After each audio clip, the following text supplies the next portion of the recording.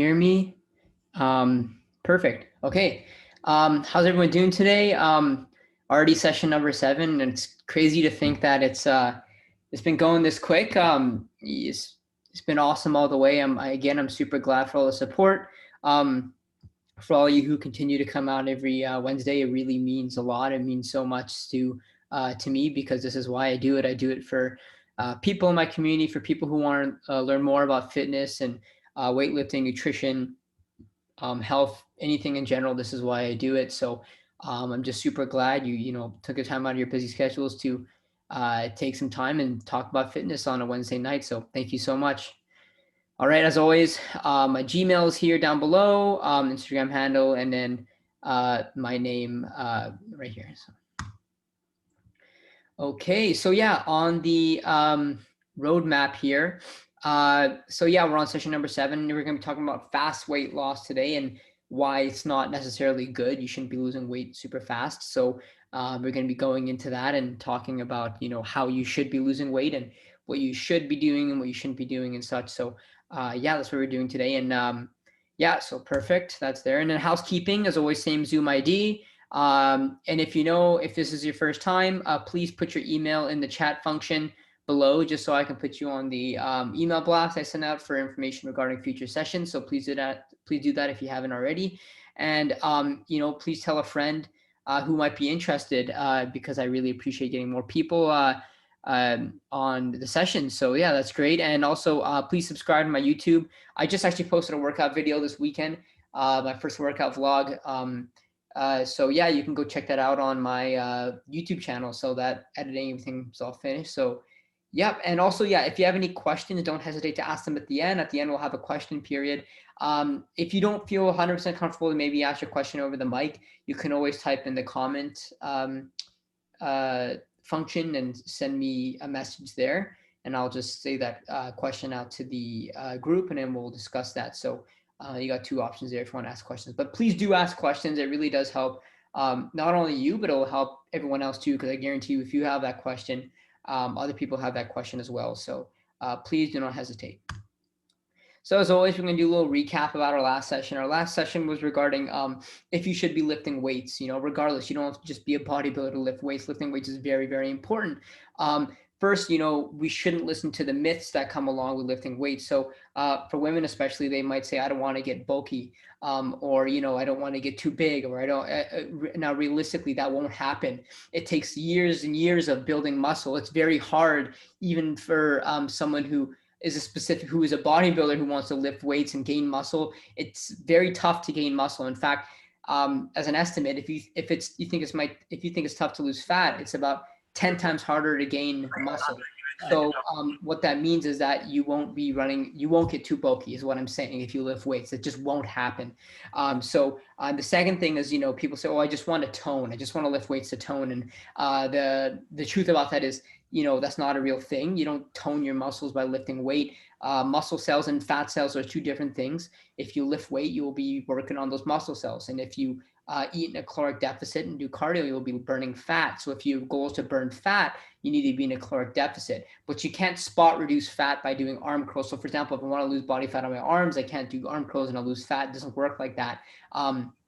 You just have to be in a caloric deficit, and you can't spot reduce fat. So wherever you lose fat is where you lose fat. And hopefully over time, as you keep dieting, you'll lose fat in the areas you want to lose fat. So don't listen to the myths. And of course, it can reduce your risk of osteoporosis and maximize bone health, especially for older women, because after menopause, your risk for osteoporosis skyrockets because your estrogen levels decrease, and estrogen is actually protective to your bone structure. So as you lift more weights, you'll be able to protect your bone structure and reduce your risk of osteoporosis. And also can help you lose fat as well, because the more muscle you have, the higher your basal metabolic rate. The higher your BMR means that the more calories you will burn just resting and sitting. So you can think of muscle as an energy furnace, and your muscle wants to stay around, not get consumed. So it will burn calories for the rest of your body. So, you're getting a 2-pronged attack there. You're gaining the muscle and you're burning the fat too, if you do lift weights. So do not, think that lifting weights bad for you. If anything, it is really great. And we talked about progressive overload, the general concept of trying to improve after every workout, such that you're trying to improve either your weight or your number of sets each workout. You don't want to just keep increasing the weight such that your form gets compromised. Like I said, what I always say is that you want to do the heaviest weight you can, but with the best form possible. What that is for you, it really depends on you as a person, but make sure that you're not sacrificing form for weight. If you lift the same weight in the gym for 10 weeks straight or a year straight, you're really not going to get anything out of it. You have to push yourself a little bit, but do push yourself a little bit, but make sure also you don't injure yourself, and do what you feel comfortable, but always try to challenge yourself a little bit, even if it's going up a pound or two. That's actually what I recommend. Don't go up too quick in weight, just kind of ease into it, make sure your body gets into it, and go from there. And there's many ways to progressive overload. Either you can increase the weight, you can increase the number of sets you do. So if you do 4 sets one workout of a specific weight, you can do 5 sets of a specific weight next workout, or you can increase your reps. So if I did 8 reps one week, now next week I do 9 reps, okay, I got better. I went into this more detail in my last recording, in my last session, which is recorded on my YouTube channel. So if you want more explanation about this, please go back to that video. So yeah, so that was just a general session 6 recap about that. So on to session number 7. So now we're talking about the concept of fast weight loss, and realistically, it's really not good. And we'll talk about that right now. So everyone, of course, wants to lose weight really fast, right? We see, the classic 50 pounds lost in a month or crazy weight loss transformations. And we, get excited by that. We think, okay, I want to do that as well, because, who doesn't want to lose weight fast? Who doesn't want to change their body composition in a matter of, weeks to months? Who, like, it's really appealing, to lose that weight pretty quickly, but it really can have negative consequences. And the first big one is your hormones. So we talked about from session 4, ghrelin and leptin, and those are the hunger hormones, meaning that ghrelin will make you hungry and leptin will make you full. And those are released from a part in your brain called your hypothalamus. Now, what happens is that when we're hungry, our body releases this hormone ghrelin. And when you diet, or if you lose, a lot of weight in a short period, ghrelin will, spike and come back with a vengeance, meaning that your body will release a lot of this hormone, because if you lose weight really quick, your body, like I said in session 1, it doesn't know, or frankly, it doesn't care if you're on a diet or not. It doesn't care about, you want to look good for beach season. Your body just wants to stay alive. So if you lose a lot of weight really quickly, your body kind of thinks you're dying. It thinks you're going under starvation mode. So your body wants to counteract that. Your body doesn't want to just waste away. So what happens is, one of the things it will do is it will release this hormone called ghrelin, and it will release this hormone with a vengeance. It will release quite a bit of it. And when this hormone gets released in large quantities, you get really hungry. And, the worst thing for weight loss is hunger. Hunger puts a wrench into everything. So if we're really hungry, then we can't lose weight, because we'll be eating and you'll binge. So the faster you lose weight, the more risk you run of getting this ghrelin spike. And with this ghrelin spike, that's when, binging can happen, and you just kind of take 2 steps forward and 5 steps back kind of thing. So you got to really be aware of this stuff. Okay, let's see. Okay. Okay, so the next thing here is that if you lose weight too fast, it will be hard to maintain, right? Because like I said, your body will fight back, and there's a number of ways which it can fight back. And we talked about hormones right now, but also your estrogen and testosterone. So if you are in a crazy caloric deficit, if you lose weight really fast, your estrogen levels and testosterone levels can plummet. This is obviously an issue. This can lead to, odd energy levels and other things in your life. So, of course, decreasing your estrogen for women and decreasing your testosterone for men is a huge issue. So you have huge hormonal imbalances if you lose weight this fast. So you really got to watch out for that. And energy decrease. So like I said, our body, wants to stay alive. It will want to keep going. But if we lose weight too fast, our body you'll get really sluggish, really tired, because our body wants to conserve energy. Our body doesn't want to be doing crazy things, because we don't have the food or the calories to support that. So what will happen is that, you just want to sit on the couch all day. You won't want to go for a run. You won't want to get up. You won't want to work out. And you're going to be really sedentary. So now you can't work out. You're kind of sitting on the couch. You're almost, counteracting what you want to do in the first place. So do not do that. That's one bad thing about it.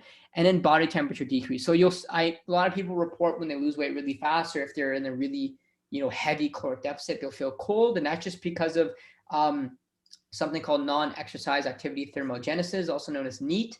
And what happens is that your body wants to conserve energy. If I eat a lot of food, you might notice, I don't know if you've noticed, if you ate a huge meal, you've ever felt sweaty or hot, and that's just because your body is like an energy furnace, burning all those calories and releasing heat as such to dissipate that energy that was food. So likewise, if you don't have a lot of energy, if you're not taking in a lot of energy, your body wants to conserve that and will feel cold. So that's an example of, if you're losing weight too fast, you might see that happen. And you also lose tons of muscle. So if your goal is to gain muscle or maintain muscle, which everyone should have that goal, like I said, in session 6, which we just talked about, muscle is important. If you're in too much of a caloric deficit, or if you've been dieting for too long, if you've been dieting to do a crazy crash diet, like we talked about in session 1, we have 3 energy stores, right? We have our glucose, our fat, and then our muscle stores. And if we are in a really crazy, energy deficit, our body will break down our muscle and use our muscle for energy. And this is not what we want to do, right? So especially if your goal is to gain muscle, your body will just break down the muscle you worked hard to gain. So that's an example of, if you crash diet and lose weight really fast, you can run the risk of losing all your muscle. So please keep that in mind. Also feel irritable, right? You will just, everybody talks about hangry. It's a fact. You'll just feel really irritable, and you'll just, you just want to eat. So that will definitely happen too if you lose weight really fast. And also, on a side note, it can lead to body dysmorphia and issues in that sense, because what happens, sometimes people see the scale drop and they get addicted to that feeling, and they want to lose more and more and more weight, and they start having a really negative, unhealthy relationship with food and the scale, and you can go down a really wrong path here. So this is just a side note and a really important aspect to consider when you're losing weight. So yeah.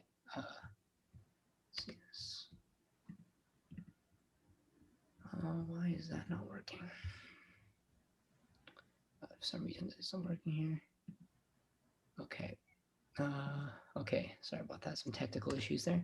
Alrighty. So like I said, so we don't want to be losing weight fast. We want to lose weight slow and steady, right? Slow and steady. Well, what do I mean by that? So the whole point, right, is to maintain the weight that you lose. Okay. You don't want to just lose it and then gain it right back. That's called yo-yo dieting. It's a term coined usually in the fitness industry. And basically it's that if you lose weight too fast, you won't be able to maintain it. Meaning that your body hasn't had a chance to adapt to this decrease in weight. You get huge ghrelin influx, you binge again, and you're back to your regular weight. So you're going up and down. It's like a yo-yo, right? So the whole point is to maintain it for years. A good rule of thumb is that if you can see yourself maintaining this diet in 10 plus years, then, it's good. If you can't see yourself doing this for 10 plus years, then you got to change it up. So, so don't, go fast, do it slow and steady, so you don't go yo-yo, you don't go, low weight, heavy weight, and back. It's not good for you. So numerically wise or quantitatively, because, I like my numbers, I like to just give it because, it's pretty straightforward that way. Your goal is to lose around 0.5 to 1% of your body weight in pounds per week. Okay. So for example, if someone's 180 pounds, they should be losing within the 0.9 to 1.8 pounds per week range. So that's how much you should be losing per week. Personally, I wouldn't recommend losing 1%. 1% is maybe on the higher end. Stick to the middle. So if you're within like around, for a 180 pound person, if you're around like 1-ish pounds per week, if you're losing around a pound a week, that's amazing. You're doing a great job, right? You don't want to be losing like 3-4 pounds a week. That's too fast. And if you're doing that, bring up the calories a little bit, take a step back. You're doing it too fast. The whole point is to be patient. You don't want to be in a crazy calorically deficit. So like I said, you want to stay right in the middle. So yeah, you don't want to be in a crazy caloric deficit. You want to be able to maintain this. You need to understand that you need to have patience, and it takes maybe months to years, if depending on your initial body fat percentage, to get to the weight you want. You can't, be impatient and say, I want to do it really quick. I want to do it in a month and then lose all this weight. Because if you do, yes, you might be able to do it, but I guarantee you 100% you will gain that weight back super fast. So what's the point, right? You might as well, like if somebody gave me a choice, like choice A, it might take you a bit longer to get to your weight goal, but you'll be able to keep the weight off for your entire life. Or B, it might take you maybe a month less to get to your weight goal, but you only be able to maintain that weight for like a month or two. I mean, option A is a no-brainer, right? I want to be able to maintain that for the rest of my life. So quantitatively, you need to be in this range. You can calculate that for yourself, but just know, like I hear some people saying like, oh, somebody one time said to me, oh, I'm not losing, a lot of weight. I'm only lost like, 2 pounds in this week. And I'm like, well, what are you talking about? Like you're doing amazing. And that's just because we have a really skewed reality or understanding of what, is a good amount of weight to lose per week. And just understand that if you're within this 0.5 to 1% range, you can even be lower if you want, right? The whole point is that you're losing something, right? You don't want to be going crazy. It's actually better to be a bit lower than it is to be higher, okay? Because everybody, when they want to lose weight, they're driven, but the worst thing is to yo-yo diet, right? We don't want that. So just keep that in mind. That's a really big thing.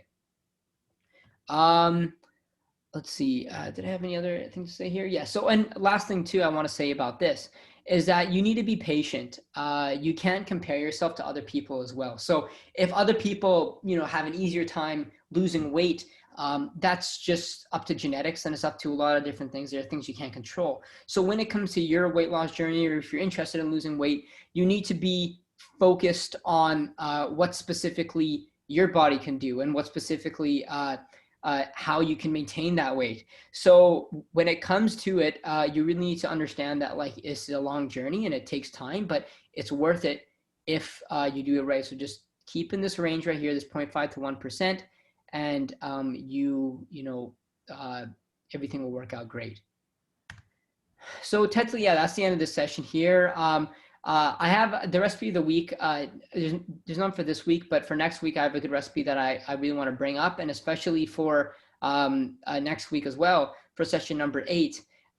It's about the truth about looking like your favorite actors and actresses. This is a really, really important session. This one is going to be maybe a little bit of a longer session because this is a really, really important topic, and probably one of the most important topics of all my 10 sessions, because it really drives home a point about the reality of losing weight. I really talked about what we talked about here, right? About how fast you should be expecting to lose weight. It really comes into this, right? Because when it comes down to the movie industry and other things like that, there's a really skewed reality of how things are. And there's a lot of lies being tossed around, let's just be honest. So we need to be aware of those things. And we're going to talk about those in session number 8. And again, next Wednesday, March 17th, same time, same Zoom link. And please feel free to contact me through my social media accounts and my YouTube channels right here. Please subscribe. I always post the recordings of these on my YouTube channel. Workout videos are posted there as well. And also on a side note, since we're already going to be at session 8 next time, I have 10 sessions, for the roadmap there. I do want to continue more and more sessions. I have some ideas for new sessions, but I also want to get input from you guys, because the first 10 sessions are things that I know that people usually ask me, but I also want to get input from you guys. So if there's something there's a myth or something that you want to be addressed specifically, please let me know. Either let me know now, right now, or email me, and I will add that to next sessions, because this is for you guys. So if you have something that you want to know, please, I'd love to do a session on it. Just let me know and I'll do a further session on that. So perfect. So yeah, guys, so if you have any questions right now, please don't hesitate. Like I said, use the comment function or turn on your mic.